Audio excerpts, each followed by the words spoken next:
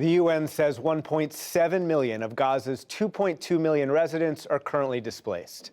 To discuss the humanitarian situation in Gaza, but also other humanitarian crises around the world, we turn to Martin Griffiths, the UN Under-Secretary General for Humanitarian Affairs and Emergency Relief Coordinator. Martin Griffiths, thanks very much. Welcome back to the NewsHour. Let's start in Gaza. The WFP said today that very little food aid has traveled into central and northern Gaza and that there is still a risk of famine. How serious is that risk? It's a very serious risk, and what's quite striking about it is how quickly the move to possible famine is going in Gaza if you compare it to other parts of the world. We estimate maybe 400,000 people are seriously at risk of famine. Moving aid around in Gaza is, in all practical terms, impossible. Getting food to these people since October 7th has been very, very difficult. It's a very, very rapid decline, and it's very worrying. Today, the Israeli government spokesman Eylon Levy said that there are, quote, no limitations on humanitarian aid, and he added this. It is lamentable that UN officials who have also been covering up for the fact that Hamas hijacks aid and covering up for the fact that it wages war out of hospitals are trying to cover up their own systemic failure by demanding the opening of new entry routes when there is already adequate and excess capacity at the existing ones. What's your response to that statement? I think it's extremely unfair. I think it's wrong to suggest that we don't need more entry points. But most importantly, if the conditions inside Gaza, the operational conditions, don't exist for the distribution of aid, don't blame us for that.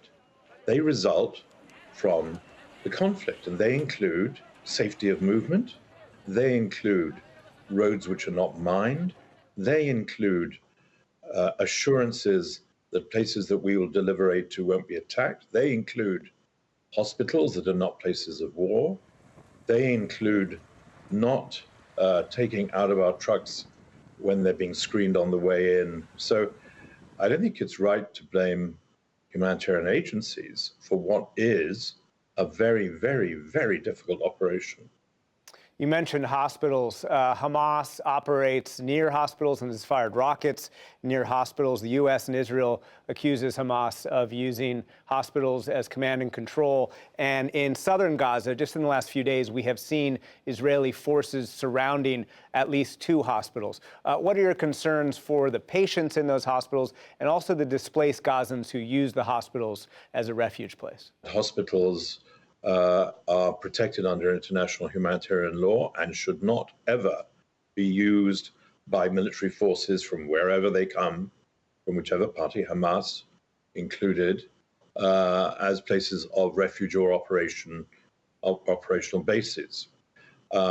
So to have a situation where the few hospitals that still continue to exist, where the patients find themselves in the middle of a war zone, where entry into and exit out of is through fighting, is, of course, a terrible, terrible thing to see and a terrible stain on our humanity. And if that is because Hamas is sheltering there, then they should not do so.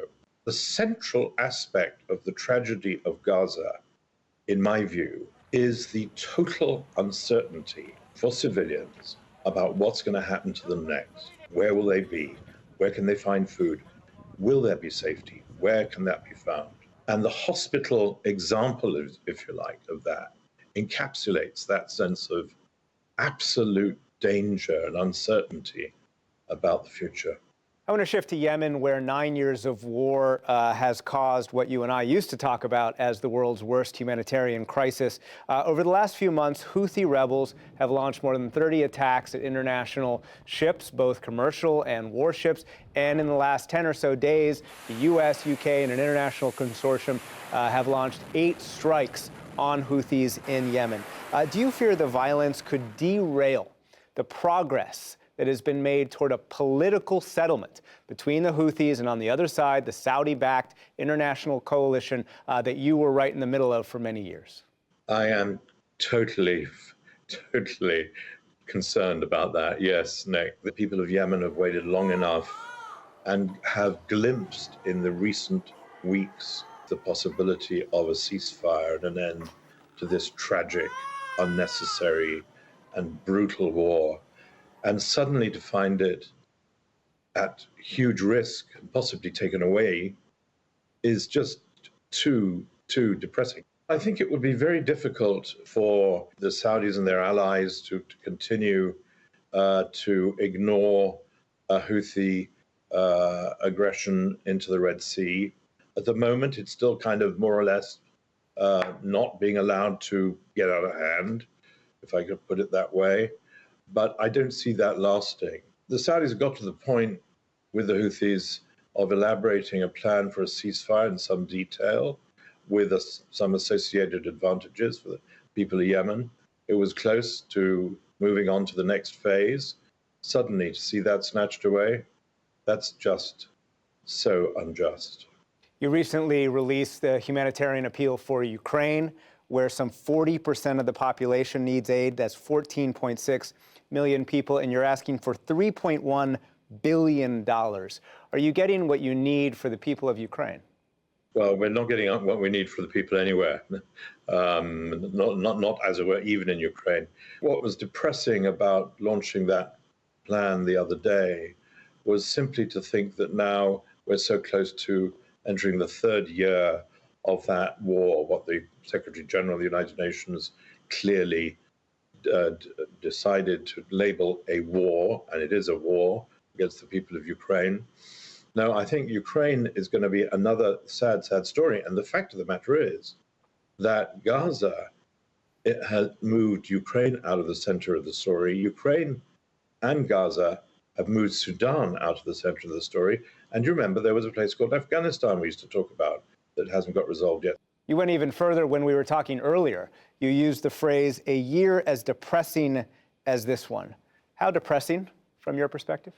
I cannot remember a year which is so full of crisis and most particularly a world where leaders often choose war first as an instrument to resolve differences.